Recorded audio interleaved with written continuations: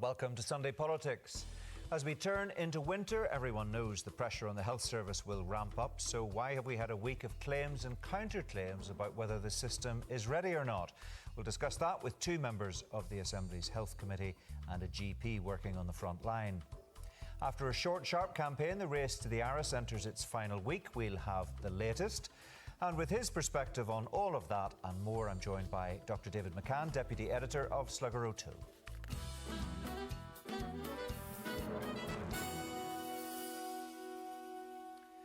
Just about the only thing that could be agreed on in the world of healthcare this week was that the traditional winter pressures are almost upon us. Plans for dealing with them and paying for it are a lot less certain. And that's before we even get to the health workers' pay and how the Minister proposes to finance any increase. Here's a reminder of an eventful week for those involved in our health service, some of whom were speaking at a major conference this week. There isn't a final signed-off plan, and the reason for that is a lot of the operational delivery, in fact all the operational delivery, will be performed by the 5 geographically defined health and social care trusts. So they have to input their plans into our overall master plan. The Health Minister bid for £200 million in which to meet his pressure, so we have met him in the middle, and I think it's a good collective effort on behalf of the Executive. So that's what he had bid for. He now has that full quantum. And I don't want to speak for the unions. It's for them to decide in terms of what he puts on the table and how he will deliver that. So let's hope that there's a positive outworking of that discussion. But the bigger picture is that, look, we don't want to be in this situation every single year, and it's not fair on employees either. You know, the fact that they feel that they need to go out to strike or they have to fight to get that recognition of fair pay, that is something that needs to be resolved. We know that the pay pressure comes every single year. Well, I think it's a challenge not just for the Health Minister with respect. I think it's a challenge for the whole government here. It's a challenge as much for your Finance Minister as for your Health Minister. Whilst we're here to talk about winter planning and preparedness and the high-level representation of that in the winter plan, this is also very much related to the elective care framework, all the work that we've been doing around unscheduled care, all the work that we've also been doing around primary care, and importantly as well, as I know members have flagged and have been briefed on previously, the work around social care reform. So this is an interconnected system.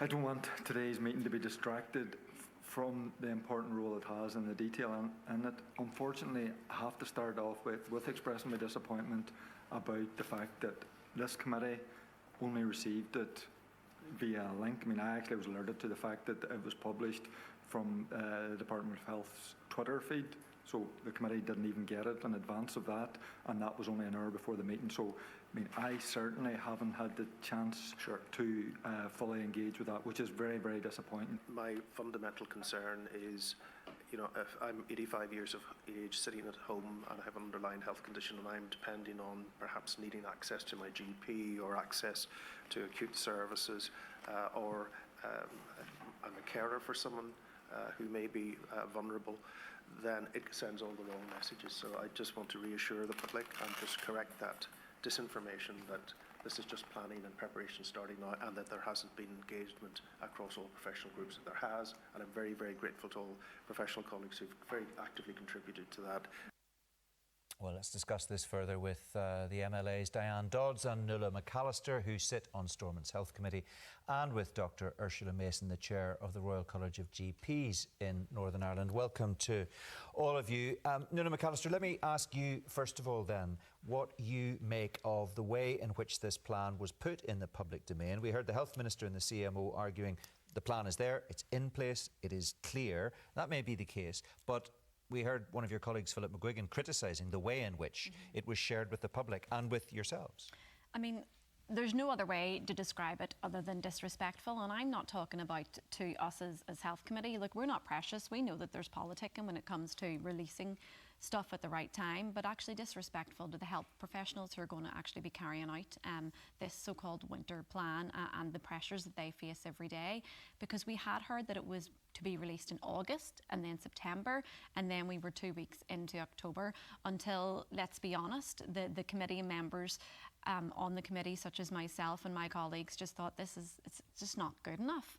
And I don't think if the pressure hadn't have been ramped up this week that they were even intending to actually publish it, Mark. I do not believe that they were intending to publish it this week. Okay, so you're critical of the way in which it was placed in the public domain. Let me briefly ask you about the content. Is it a purposeful piece of work, and does it deal with the kind of problems we are likely to face in the months ahead? I think it is purposeful, and there are a few items in there that are new, but there is a lot in it actually that I don't believe is new nor will actually hit the mark this year. I know Ursula will talk about the element of GPs, but the domiciliary care, social care, as everybody knows it, is crucial because we need to get people out of hospitals into the communities, but also people, for example, in care homes to remain there instead of going to A&E, and it really does hit the mark in that. I know there's a lot of talk about this recycled hours of domiciliary care, but it's roughly around 3% of hours. That's not really going to do much in terms of actually helping people. I know it's a difficult environment for the health department. I know it is. But winter's not a surprise. It doesn't like creep up on us suddenly. We know what it is. We know that our population is ageing. We need to become more innovative on how we actually deal with that. And I just feel that it hasn't quite hit the mark. Whilst there's some new elements to it, it's not enough. Okay, Diane Dodds, you were nodding throughout most of that as far as I could see. In terms of how the plan was put in the public domain and what it says, what would you give it out of 10? Well, I think that this is a fairly poor performance from the department. The plan is very, very late. I mean, in another 4 or 5 weeks, Mark, we are in the throes of winter pressures. And so therefore, that's the first thing I'd say about it. It has very, very little additional funding. I think they talked about 2.5 million for additional hours for GPs. That is very, very poor as well. And I fear that the plan doesn't have the scale and capacity to actually meet the pressures that we are going to face in the next month or so. And that is the huge problem with it. Nuala talked about domiciliary hours, 453 recycled domiciliary hours. I was in Craigavon Hospital talking to the Southern Trust at the beginning of September. And on that day, they told me that they had 700 outstanding care packages. Now, how much greater is that going to be as we continue with winter pressures, maybe falls for someone who is frail and elderly? These are really important issues, and I fear that the plan doesn't have capacity or scale. We know the plan talks, for example, and I'm sure Ursula will talk to this more, about looking after people in their own home. And across each trust, there's a different service and a different level of service for what we call the acute care at home service. So if we take, for example, the Northern Trust, as soon as this was published, a GP rang me and said, in the Northern Trust, if I have an elderly person who needs an IV drip, they have to go to hospital. The committee, we were told, well, actually, the Northern Trust is actually starting its acute care at home service, but it will cater for 10 people. That's brilliant for the 10 people involved and the continuing 10 people involved, but it actually will not have the capacity to meet the problems that we are going to encounter this winter.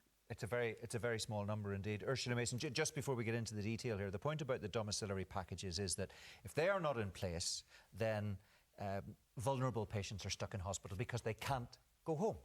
That's it in a nutshell, isn't it? That is it in a nutshell, Mark. I mean, fundamentally, part of what this winter preparedness plan was looking at was the flow of patients through hospitals, and primarily starting from trying to keep them in the community where they can be kept in community and services to support them, but actually then what happens when you hit the front door of the hospital. And unless that back door is sufficiently resourced to be able to support people in their own homes, then we will continue to have challenge.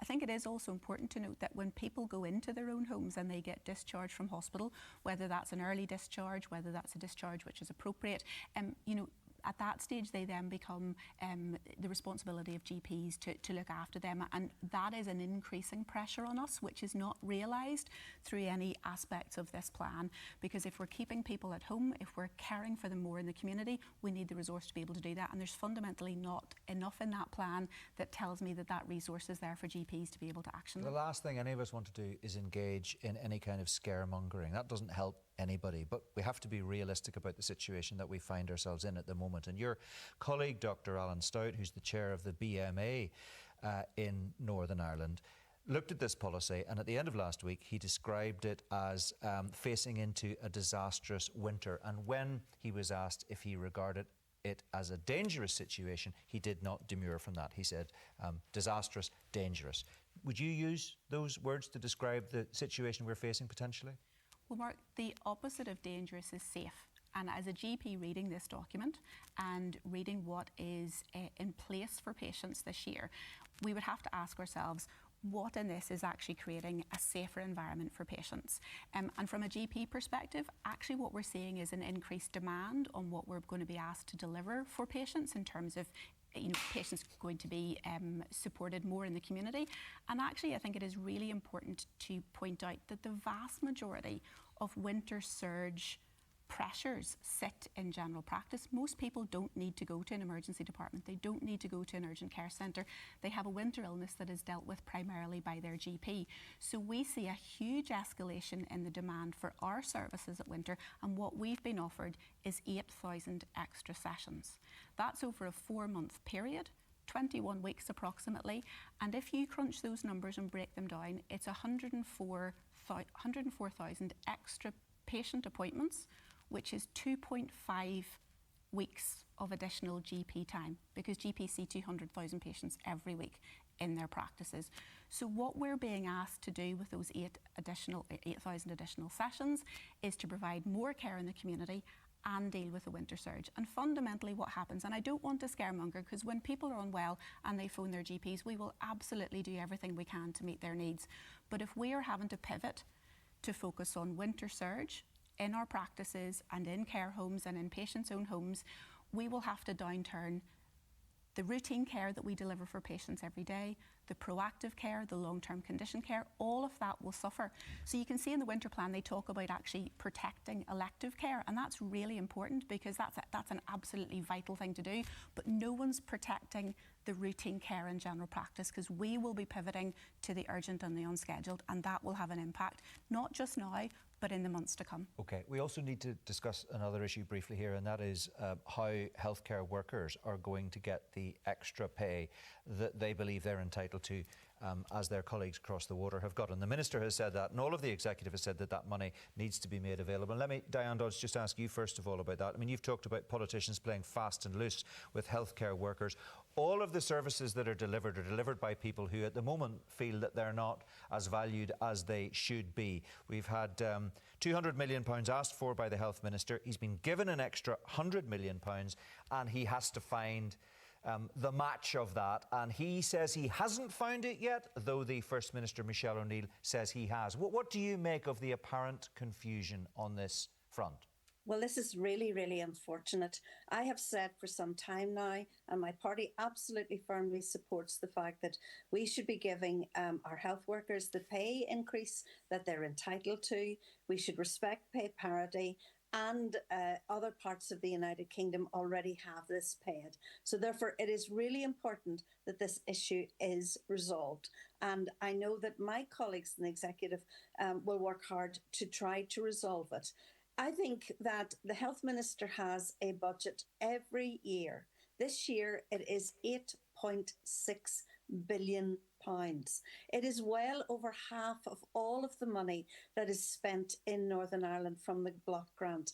It is not unreasonable to assume that he would be able to meet at least 50% of that pay increase from his budget. However, we must actually get round to doing it. And I think the sooner that the Minister does it, the better. I think that that will settle the health workers in terms of value and so on. But it won't stop the pressures that are in our hospitals right here and now. The pressures on wards, the additional beds that are on wards, the actual nurses who feel that they are short-staffed on the wards. These are huge pressures that are already in our system. And it's really, really difficult to see how that will be resolved. So we need to get ahead, get the pay sorted out. That's an imperative. And then we need to sort out the issues. I think that we've kind of had a good conversation, or health officials seem to have had a good conversation about winter plans, but I think there's a lack of scale and a lack of capacity within the system to actually deal with any of it. So, Nuala McAllister, Diane Dodd says effectively when you look at the overall scale of the Minister's budget, he should be able to find that £100 million. We've just been discussing how much pressure his budget is under at the moment. Is it realistic, is it reasonable for other politicians to say to him, you should just have to conjure up £100 million, when he obviously would want to be able to, but says he can't give yet more money to deal with winter pressures, particularly as far as GPs are concerned? Well, listen, Mark, how many years do we hear from the health department, from the trusts, we can't make any savings without catastrophic cuts. We can't do anything without catastrophic cuts. We don't have enough money. Yet every single year those catastrophic cuts don't come because somehow they manage to find the money in the savings. We know they've already done between 300 to 400 million this year, but we cannot simply accept the fact that we spend more money here per head than anywhere else in the UK, but we don't have better outcomes. It's simply not good enough. And to not put any money ahead or aside at the start of the financial year is also not good enough. OK, a final question to you, Dr. Ursula Mason, and it's just briefly, if you would. Mike Nesbitt raised the possibility in a radio interview in the middle of last week about asking recipients of domiciliary care to make a contribution towards that. It seemed to come out of nowhere. I haven't heard it discussed before. Do you know, is there a plan? Is there a conversation taking place where domiciliary care could be charged for here as it is in GB? So I'm not aware at all, Mark, of that, and it seemed to have come from left field from the Minister. I suppose it points to the need to have discussions around revenue raising, and while that's not something that I'm going to comment on particularly, it points to the fact, as Nuala has just said, that we have a budget which doesn't appear to be meeting the needs of the patients in this, of individuals in this country who need to access health services. Diane talked about that being more than 8 billion. You know, fundamentally, when we think about why people are in difficulty and why, you know, sort of year on year we're not getting ahead of things, is that we're not actually prioritising proactive care. We're not making people healthier. We're actually dealing with the illness. And that comes down to the fact that we are not investing in that.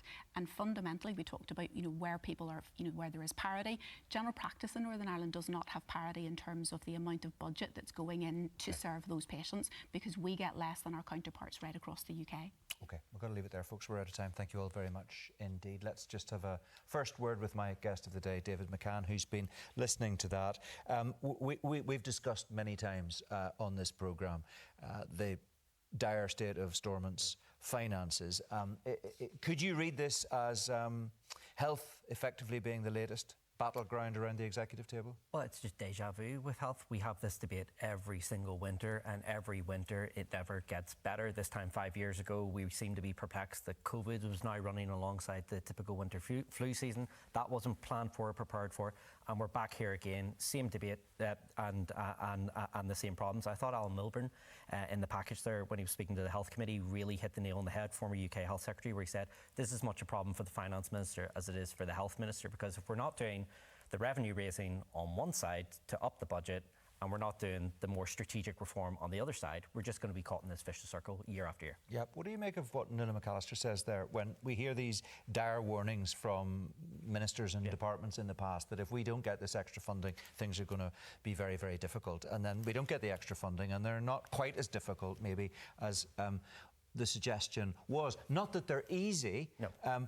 It is a real challenge, but we don't see the meltdown perhaps that some people might have expected. Yeah, look, I don't think it's unreasonable that Mike Nesbitt has to find some of the funding within his own budget. We have upped healthcare spending over the past few years from 7 billion to 7.5 to 8, now it's 8.6, and the problems still don't get any better. So Mike Nesbitt needs to prioritise within his own budget what he needs to do. And then he also, the thing that's really came across over the past week, the fact that the Health Committee seemingly haven't been massively involved in the fact that in the winter fuel plan, the fact that they only found out about it once it was released, shows that there really is just a lack of strategy, there's a lack of consultation, and the fact that even someone in the Health Committee is talking about whether the plan was even going to be published this week, I think it speaks volumes to the lack of coordination. Yeah, I don't think anybody would claim for a second that the Health Minister's job is an easy job, and he's got a major challenge here, as well as if he didn't have enough on his plate to deal with health workers' pay. How does he sort that out. He's been given 100 million extra. He's got to find 100 million. He needs to push forward with this, but it's not going to be straightforward. It's not going to be straightforward. It's going to mean some unpopular decisions, particularly within that budget. But then the problem is that he's got a lack of sympathy around that table. Paul Givan, Naomi Long can turn around and say to him, look, we're making unpopular decisions. It's now time for you to do that. We've met you halfway, and you need to find that within your own budget. Yeah, because obviously once the issue of healthcare workers' pay is sorted, we move on to discussions about teachers and police officers, presumably, because they're also outstanding. Yeah, and Dan Dodds was saying there, healthcare spending's taken over 51% now of our annual block grant. The other 49% is being shared across the rest of the government departments. So look, ministers from the other parties are not out of line when they say to Mike Nesbitt, look, we're making difficult decisions in our own departments. You're already taking north of 51% of the funding, and this is where I think the other parties, we're seeing that healthcare consensus break down in effect, because before it used to be, oh, more money for health on a bipartisan basis. Now the other parties are saying we need to see the reform to get the results. OK, David, thanks very much indeed for now. We'll hear more from you a little bit later in the programme. But let's look south next, where the race for the presidency is entering its final week. On Friday, the people of the Republic go to the polls to elect Michael D. Higgins' replacement. And in the two-horse race, most people are suggesting one candidate is pulling ahead. Let's speak to our Dublin correspondent, Gabia Gadovitz-Katia. Thanks for joining us. When you look at the papers, it looks like it's one candidate's to lose. Very much so, Mark. I think there is now panic stations really in Fine Gael. If you look at the Sunday Times, for example, her own senior advisors are admitting privately to the paper they're hoping for a miracle in a couple of days to get Heather, not perhaps lose as badly as the polls have been showing. Catherine Connolly on 38% in that Irish Times poll that we saw during the week, and Heather Humphreys only on 20%. Interestingly, the paper also reports how Heather Humphreys has been sending out emails across the political spectrum trying to shore up support, even to parties that have already backed Catherine Connolly. I think the scramble now is on within Fine Gael to not lose as badly as perhaps has been an indication in recent days. Even senior figures speaking to me during the week, they were saying, look, Catherine Connolly, she even looks presidential. We see Catherine Connolly, she is still battling a few issues, for example, her work when she was a barrister. But I think at this stage, the Humphreys campaign, they're even preparing for a by-election in Galway, because of course Catherine Connolly's a TD. If she gets elected as president, there will be a by-election there to elect a new TD.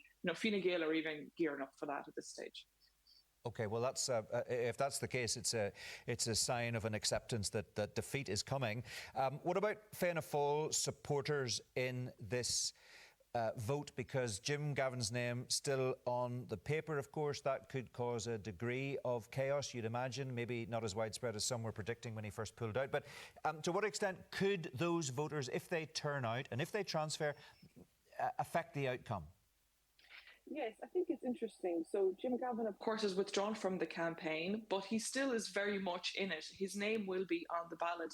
What was notable this week, I thought, was how the lines between Fine Gael and Fianna Fáil, if they were blurred before, they're practically non-existent now. We saw Senior Minister Dara O'Brien come out, back Heather Humphreys, and actually go out and canvass with her. And there was a social media video put up, and it was quite remarkable how it was just the two of them, two senior, what would have been very senior ministers in Fine Gael and Fianna Fáil. Of course, Heather Humphreys no longer a minister, but very senior figures coming together, canvassing, campaigning, almost like being from the one party. He's very publicly given her backing, as have other figures in Fianna Fáil. But that's not the case for everybody. Some of them are actually backing Jim Gavin and they're going to vote for him.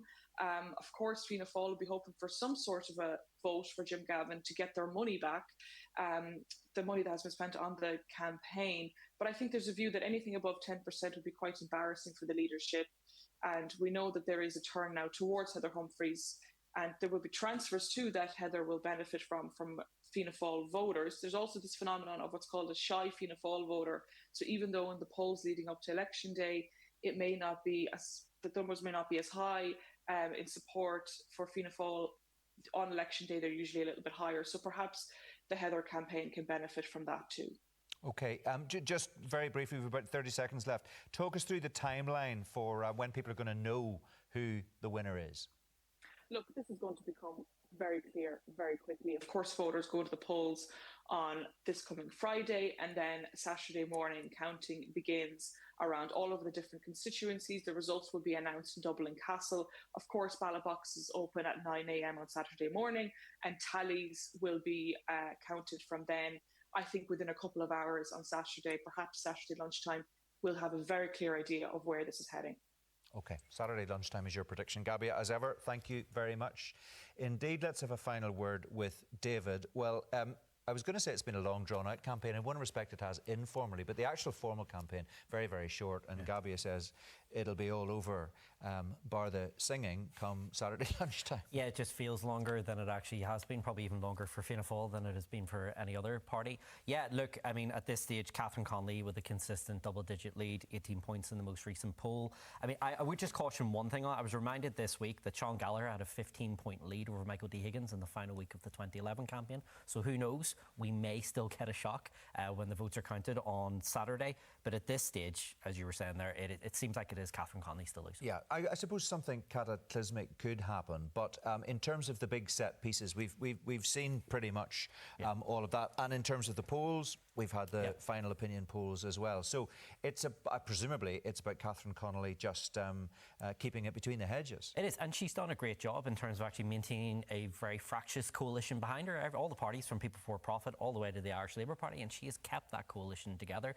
There's been no sign of any of them splitting away from her. She has had a couple of difficult moments in the campaign, but one thing that has surprised me is how much all those other parties, despite them being so disparate, how they've all rode in behind her and clearly put their support to help her get elected. And potentially that is good news for Sinn Féin, because when Mary Lou McDonald made her announcement that Sinn Féin wasn't going to be running a candidate, she talked up the significance of the decision she was about to announce.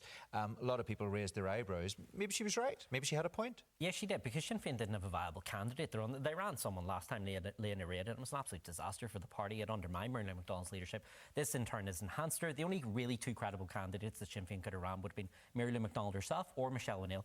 Why would they take their two most prominent, most popular politicians, take them out of kind of executive roles and put them in what is largely a symbolic one? So definitely a great move for Sinn Féin. And again, Sinn Féin last November were struggled with the fact there was no alternative government to Fianna Fáil, Fine Gael. Now with this, now the fact they've shown they can campaign and work together in this campaign, at the next Irish election, there's a credible alternative government to Fianna Fáil and Fine Gael. And the person who comes out potentially, arguably, most damaged is the person who could have been president had he thrown his hat in the ring, and that's Micheál Martin. Absolutely, Micheál Martin. Look, I mean, he's in the twilight of his political career. The presidential campaigns have ended leaderships before, Alan Dukes in 1990 being a famous case of that. However, though, there is no credible alternative to Micheál Martin, so I think I think whilst it's damaged him, it won't bring forward his resignation. OK, David, that's great. Thanks very much indeed. That's all we've time for today. I'll be back with The View on Thursday evening at the usual time of 10:40. If you missed it, we have our Red Lines discussing the pros and cons of a united Ireland with the authors of a new book. You'll catch that on BBC Sounds. For now, though, from all of us, thanks for watching. Bye-bye.